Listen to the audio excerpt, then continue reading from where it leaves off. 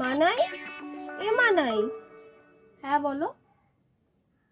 একবার দেখ তো কি হয়ে গেল আমার ফোনটায়, তোর মাসির ছবিগুলো না দেখতেই পাচ্ছি না। কই দেখি দাও।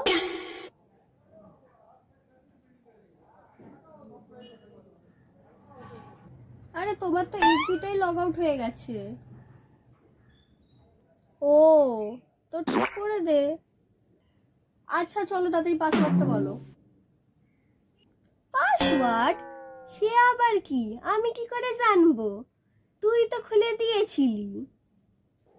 আমি যখন তোমার এফবি অ্যাকাউন্টটা তৈরি করছিলাম তখন তোমাকে বারবার বলে দিয়েছিলাম যে এটা তোমার পাসওয়ার্ড, তুমি মনে রাখবে।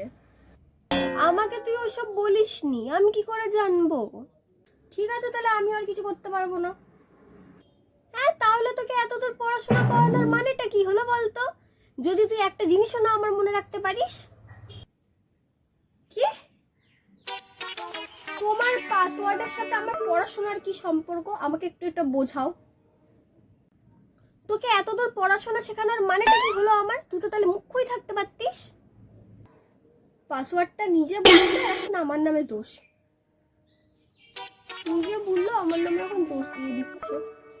হ্যাঁ, এখন তো মায়ের মুখে মুখে চোপা করবি, এখন তো করবি এরকম।